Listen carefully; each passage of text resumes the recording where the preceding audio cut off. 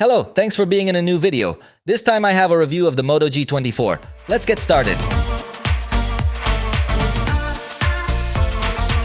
This device is probably the most basic thing that Motorola is going to offer us, and as of today, it seems to me one of the best alternatives in its price range considering its competitors. Since in Mexico, it has been launched at 2,999 pesos in the Motorola store, but it is the version with 4 gigabytes of RAM with 128 gigabytes of storage. However, there is also another version distributed by Telcel with 8 gigabytes of RAM and 256 gigabytes of storage that will surely give us a much better experience because of the increase in RAM. So I would recommend that option more, especially if you find it in a promotion with a discount, since the current price in Telcel is 3,199 pesos, which I think is still acceptable. But if you get to find that version even cheaper, it will be a super attractive option.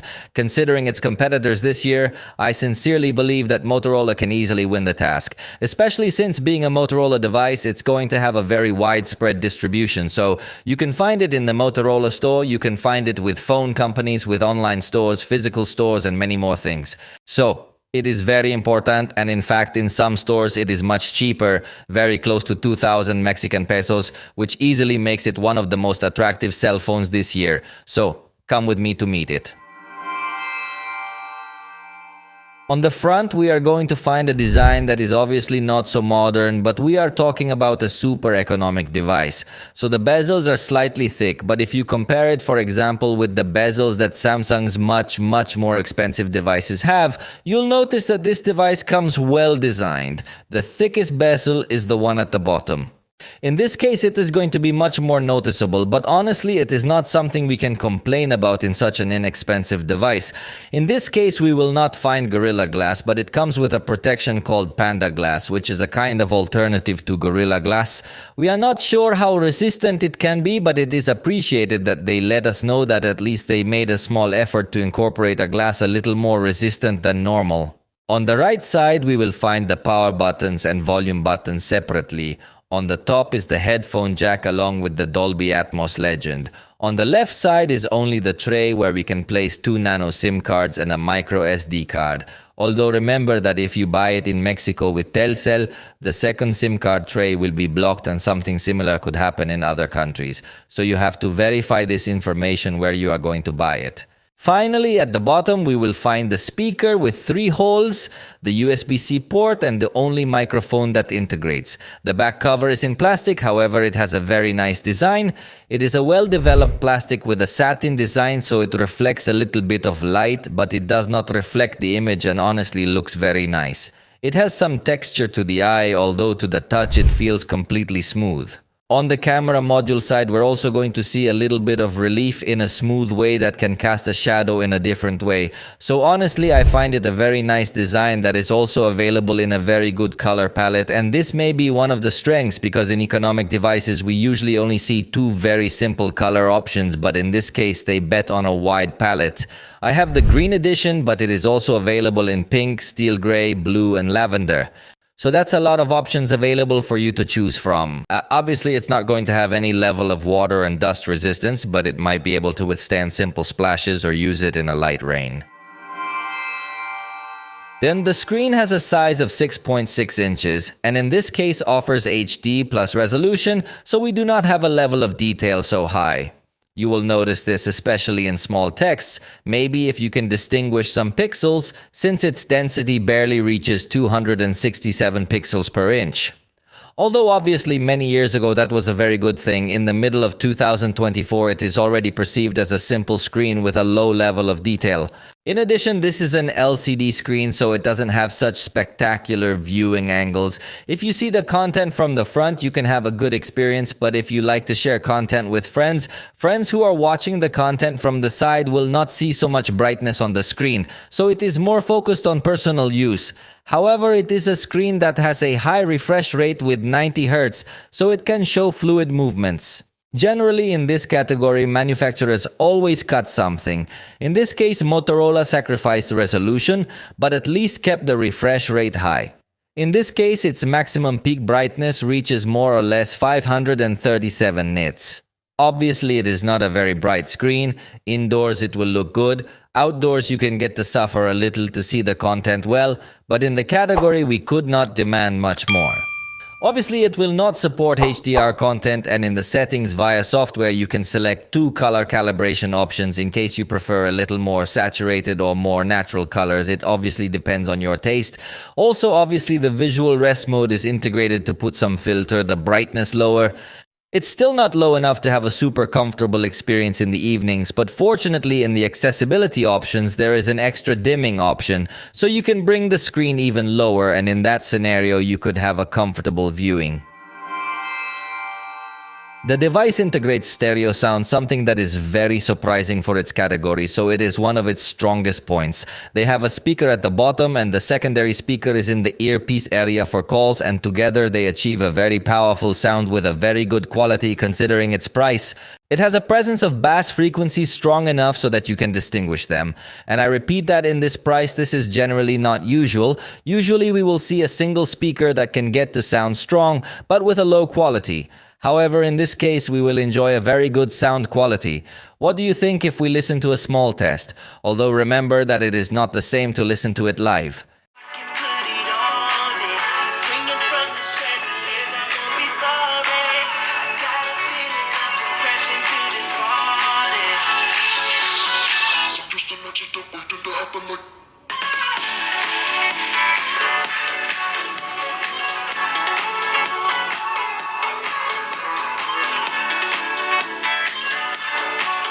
And through software also comes very well complemented, as it has Dolby Atmos with different presets for different styles of sound that can get to emit. Obviously, you can also have an automatic setting, but it even has spatial audio functions, intelligent audio that can also give you in conjunction with headphones a different experience. And also, if you choose to customize the sound, you can access an equalization with 4 presets or a 10-band equalizer, so you can perfect your experience. All this without the need to have headphones connected, which is a limitation that other manufacturers put, but Motorola seems to give you very good facilities to customize your sound experience. Also note that if you have a headphone jack, then it can give you an audio obviously without any latency and with good quality. And if you prefer to use wireless headphones, there is also good news because it supports aptX, 3rd generation LHDC and LDAC codec. These are codecs that were usually only reserved for high-end or much more expensive devices, but Motorola has transferred them to this device, making the experience very good in sound. Although in this case, specifically on speakers, because if we talk about microphones, the experience falls because it only integrates a microphone at the bottom. If you get to cover it, the sound will be muted completely, so you have to be careful. Let's listen to a test. Esta es una grabación de sonido hecha con el micrófono integrado del Motorola Moto G24. Honestly, it picks up voices well, obviously in scenarios where you are close to the camera and there is not much noise all around. Next, we're going to watch a video recorded with this device to see how it performs in much noisier environments.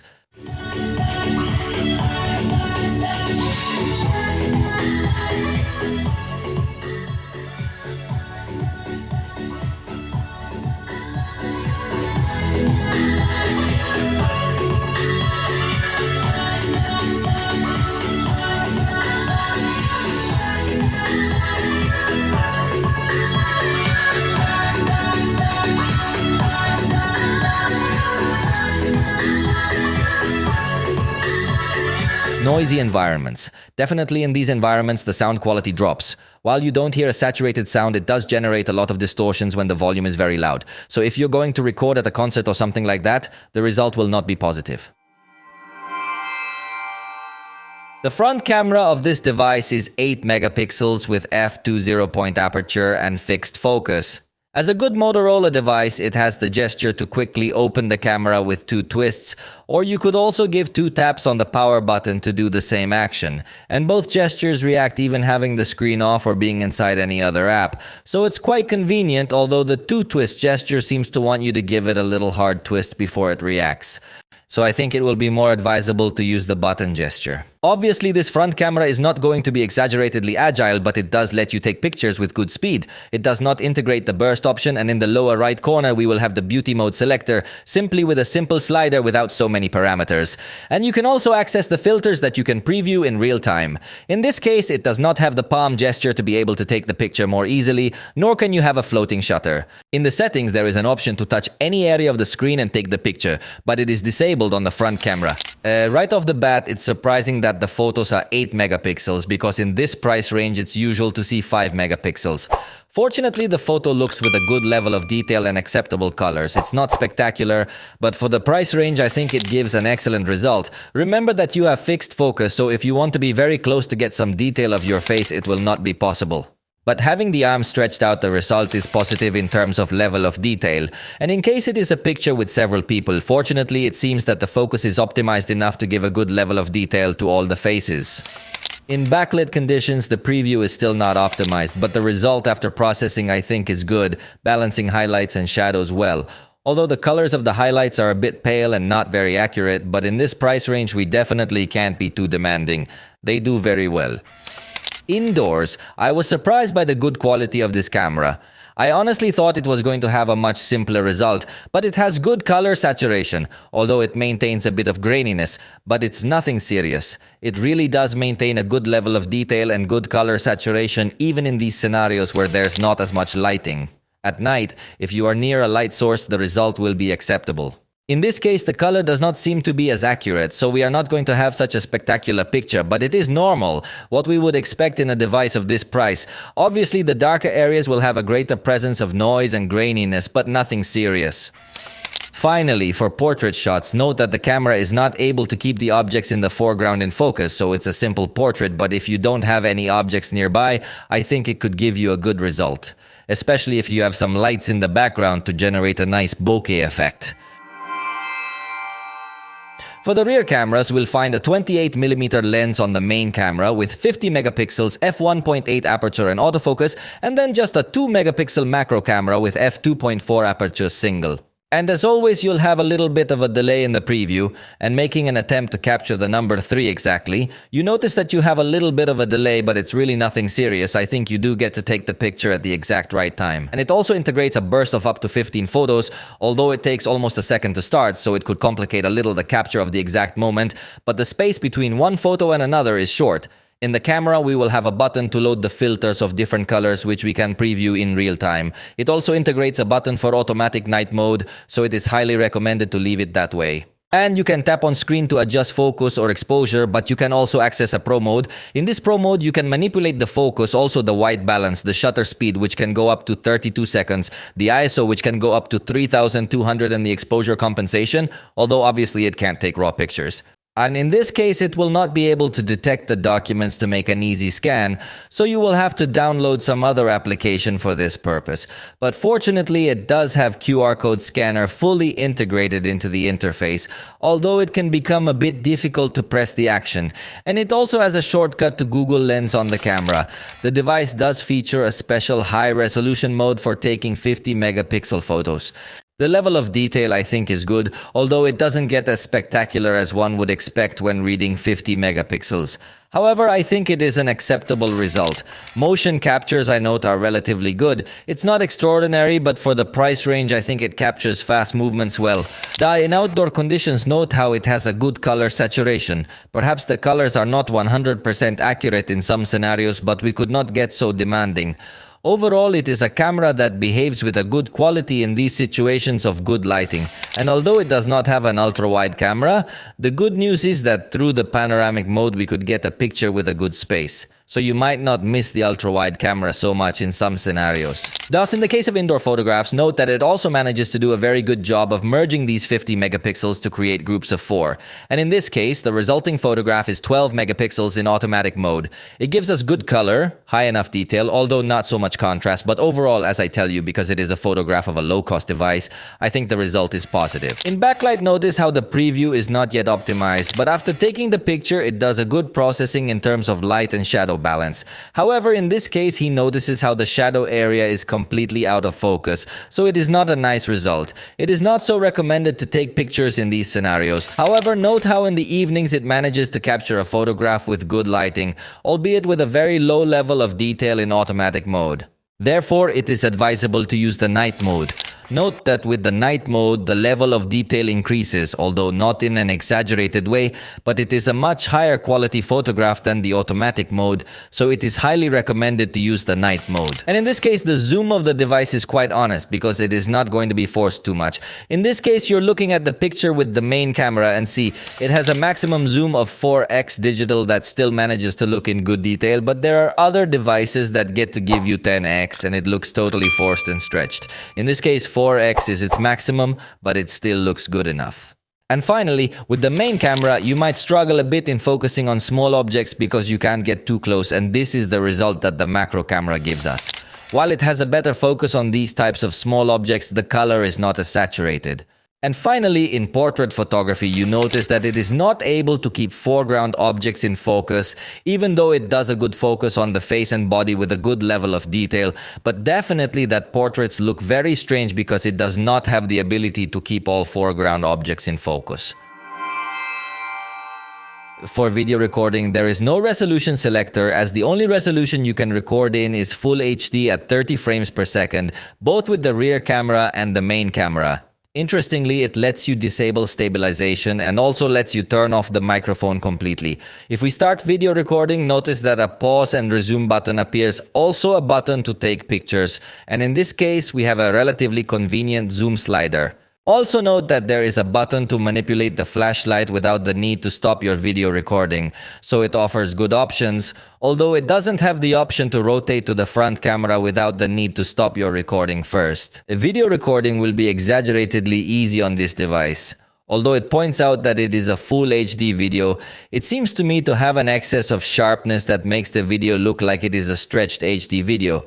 Also, the white balance can be varying wildly, the focus is also a bit shaky, so it is a device that is not focused on video recording.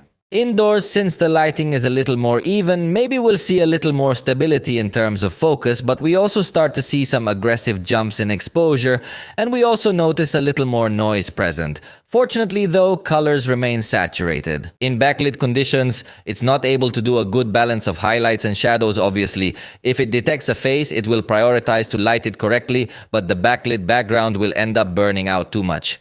If there are no faces detected, it will give priority to expose the brightest area as well. At night, if you have a light source nearby, the result still comes out with good detail. But in the darker areas, you will notice that the focus struggles too much.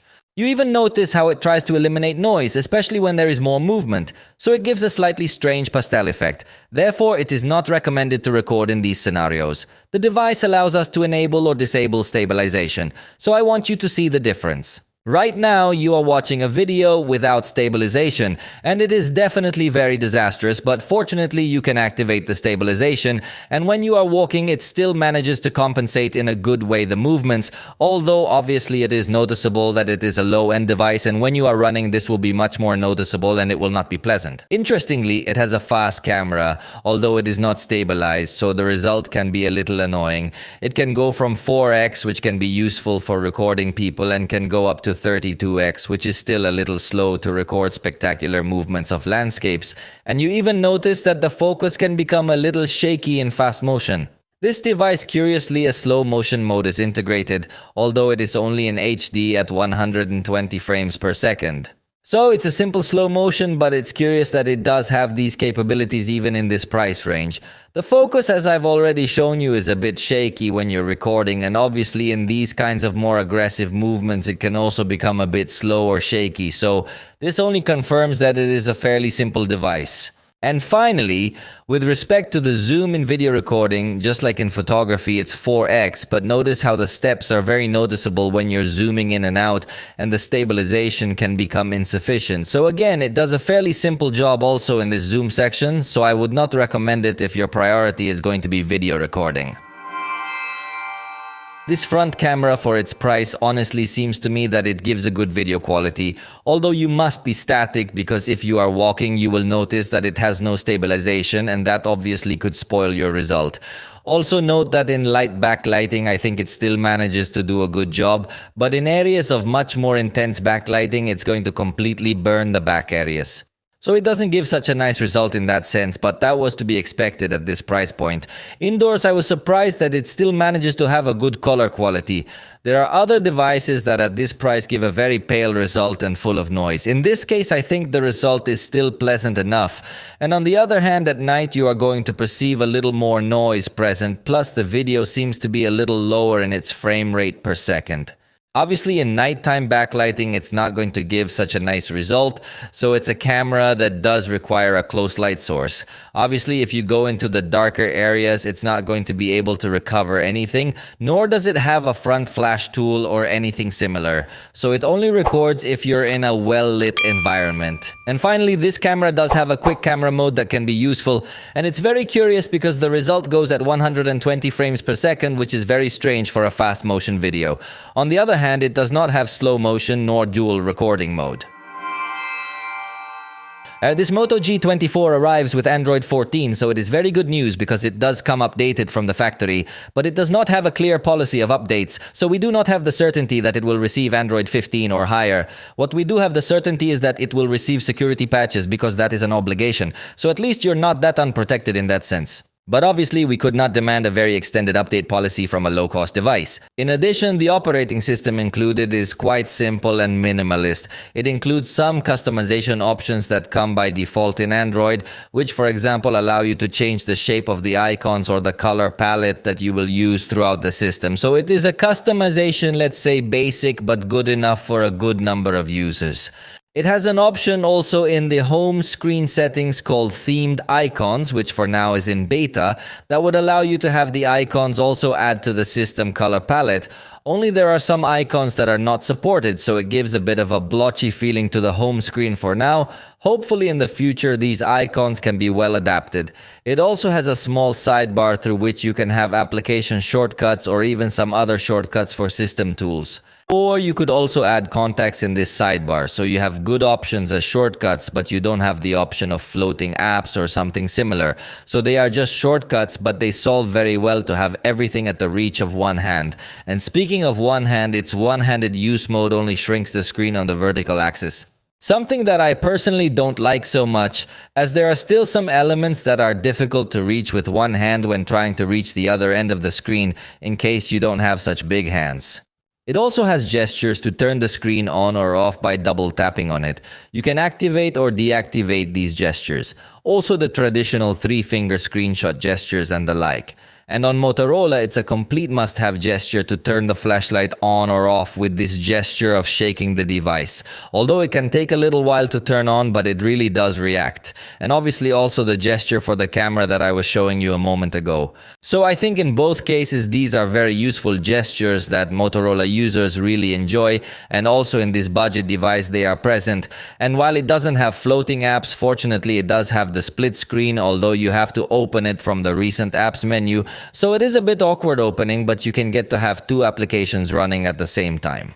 And finally, the device integrates the Hello You application, which is Motorola's application through which you can get some technical support, access to a small forum. They're even recently adding some promotions or discounts that come hand in hand with partnerships with Motorola, so it is a good way to pamper users. Even from this application, you can also run some diagnostics that will automatically scan your phone to try to find any problems. So, as you can see, it's a device that for the price range I think performs well. Its vibration motor on the Z-axis is obviously going to be a simple vibration that doesn't get to give you such advanced feedback on various parts of the system. In terms of security, it doesn't disappoint because it does include a side fingerprint reader, which is something that other manufacturers may come to sacrifice in this price range. In addition, it is a fingerprint reader that supports 5 enrollments. The result is pretty fast, it unlocks very well, so I have no complaints in that regard. Obviously, it will also have facial recognition, but we don't pay much attention to it because it's only in 2 dimensions, so it's not that secure. But in collaboration with Google, they also have extended unlock, so you can register some area or location, or even some device like a watch or a headset, And while it's in that environment, it's not going to lock completely, so you can unlock it easier. Then it also includes Google's password manager, so you can autofill the forms. But the factory settings autofill without first verifying through your fingerprint. So be careful if you come to lend your cell phone with the sessions closed, because other people could easily start them. In Google's settings, you can enable it to ask for the fingerprint if you want. And in this case, it doesn't come with the newer Motorola options that have been added lately. So for example, it doesn't have the Motorola Secure Folder, so you're relying on the Secure Folder that's in Google Files, which doesn't allow you to use the fingerprint or the Google Photos Secure Folder, but there's really no overall system implementation. In this case, we will also not find a tool to block access to applications via fingerprint, and it depends entirely on Google Play Protect to protect you against malware, which we already know that Google Play Protect does not have such a reputation to say. And if you happen to lose your device, you're also dependent on Google with its Find My Device feature. So it comes very dependent on Google still on various software tools, unlike other newer Motorola's. The battery has a capacity of 5,000 milliamps, which is very similar to that of the vast majority of devices in the industry today. But I have to tell you that in this case, I had a very good experience in our drain tests. First of all, this drainer managed to drain the battery in just over 5 hours. That figure is really very good. So if you're looking for a simple device that has excellent battery life, this is going to be a very good choice. Running this drainer in the background while watching videos in the foreground, there wasn't that much difference, so it's about the same. That we could say that it's a device that even in tasks that require high demand, it's not going to give you too much power because it's going to give a lot of priority to power saving. So that's very good news for those who want a device that has very good battery life, but not so good news for those who want maximum power. It does have a battery saver mode that can help you even more in your day-to-day life, but it doesn't have any ultra power saving mode. It supports 15-watt charging, and in my test, with 15 minutes of charging, it got up to 17%. With 30 minutes of charging, it got up to 34%. And the full charge, it finished in just over 2 hours. So as you realize, it's a bit of a slow charge that's probably going to invite you a little bit to leave it charging overnight, but you should be careful because this device doesn't have smart charging either, so it's not going to manage to protect the battery in case you leave it charging all night, and you could end up degrading this battery at a faster rate. There is definitely room for improvement here. The battery has a very good life, but at the time of the charging process, it is not very fast and it does not have protection mechanisms, so there is a bittersweet taste. This device still does not support 5G networks, so it is left with only 4G and does not have any specific data blocking mode for each application. So you should be careful because you might suddenly get a bad surprise of watching YouTube videos with your mobile data instead of Wi-Fi. Speaking of which, it supports Wi-Fi 5, it doesn't have an exaggerated download speed, it doesn't claim to be very powerful, so that's acceptable. It has Bluetooth 5.0, so it also doesn't have that much stability or that much range with accessories. But if, for example, you use your headphones near this cell phone, you will have a good experience. You won't find NFC, but it does have FM radio, although it only works with headphones connected. You can also connect accessories via the USB-C port without too much trouble, and it does support wireless screen projection, not just Chromecast. So you have to enable an additional option if you want to project to other screens, and it's a completely simple mirror-like projection. Fortunately, it also has Android Auto, so you could connect it to your car. And on the sensors, I was pleasantly surprised because it has everything we could ask for. It does have an accelerometer, it does have a geomagnetic field sensor, which in this price range is very unusual. In fact, it also has a gyroscope, something that even more expensive devices are beginning to sacrifice. But Motorola makes no such sacrifices. It also has light sensor, it has a completely physical proximity sensor. So there is nothing we can reproach it in this aspect. And Motorola's ecosystem is just starting its development, so they do have some Motobots, but it depends entirely on Google technologies. So to connect to the headphones, you can use Google Fast Pay, but you can also connect with that same technology to headphones of other brands that integrate this feature. You also have Quick Share to share files with other devices or with computers if you want to install it there, but again, it's a Google technology. So Motorola has not yet developed proprietary technologies that would create a much better integrated ecosystem. In all these aspects, it depends on Google, also in cloud storage and also in the control of home devices. Let's move on to the performance test, where we will find the Helio G25 processor, a processor that is not modern, but for this low price range, I think it is a good proposition, especially considering that competitors integrate mostly simpler processors. It does come with 4 GB of RAM though, so you're probably gonna have a hard time having a lot of applications running at the same time, but we'll check that in a moment. It also comes with 128 gigabytes of storage, which is a good thing, and it supports putting a micro SD on it, so you could extend it even further. In this case, we only opened 10 apps because it's a super simple device, so it took roughly 5.6 seconds on average to open each app. It's not known for having a lot of agility when opening apps, especially when you have more than 3 apps open.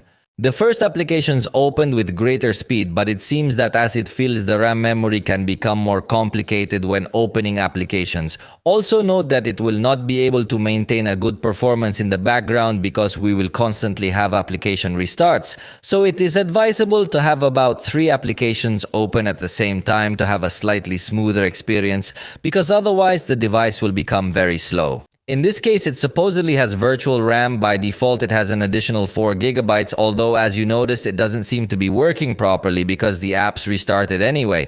So please, if you find the version with 8 gigabytes of physical RAM, buy it because it will be much faster and quicker. However, let's do the test of exporting a video in Full HD with a total duration of 1 minute, with videos recorded with this device, to see more or less how it behaves in these scenarios. And that's it. It took about 36 seconds, which considering its price, I think is an excellent option. Although, as you can see, I only have this application and the stopwatch running. So it is important that if you want a lot of power in an application, close all other applications to have a good performance. For games, we will not find any specific tool to help us with more options or to manage all the games we have installed. In Call of Duty, the device gave us by default the low quality at a medium frame rate. We can turn the quality and frame rate up to medium and high, but the vast majority of effects are not available. We can only turn on the realistic crosshair and experimental performance. In Call of Duty, the result was honestly good. Only at the beginning it seemed to have a much more marked instability, but then the device had a good experience, obviously considering its price. I think that today with this device you could play well, unlike past years where in this price range it was completely impossible to play this type of content. Although the temperature did rise a little more than we would have liked, but it should also be noted that it does let you record the screen while you are playing and still maintains a good performance, obviously with an adequate graphics quality. In the Legends game, we changed the automatic setting to a manual setting in low quality at 60 frames per second. In this case, we did not have such a good experience. Fortunately, it did not freeze completely, but if you are one of those who seek the greatest stability, you will notice the fluctuations as at times it drops in its frequency of frames per second and at times it rises again. So the average was 50, but it did go as low as 17 at one point. The temperature didn't get too high because we selected a low graphics quality, but it's definitely not a gaming-focused device that can give you a lot of stability. In the SpongeBob game, it defaults to medium resolution and quality at 30 frames per second, but we lowered the resolution and quality and raised the refresh rate by disabling smoothing. In this case, curiously, if we have the device connected to monitor, it detects as if we had a gamepad. It is something that had not happened to us in other cell phones, so we could not specifically monitor the rate of frames per second. But what we can tell you is that you can get to have a good experience. Recording the screen slows down the performance, so it is not recommended to record gameplays with this phone, but without recording the screen it works well enough so you can play smoothly, obviously with the graphics adapted. Finally, we play Asphalt, and in this case, we go up to 60 frames per second, and we also set the graphics quality and performance mode, but in this case, again, the stability is not going to be good. You're going to see that there are several fluctuations. The average was 50 frames per second, so it can give you a positive experience playing, but for the most demanding, it definitely won't be enough. It went as low as 29 frames per second, so it's a content that generally comes well adapted. Video recording looks good, and obviously compared to other devices in the category, it can still give you a good gaming experience. In conclusion, if you are looking for a simple device that works well with few applications but has excellent battery life, this can definitely be a good choice. I hope you liked this video. If you did, you can let me know, and I'll see you next time.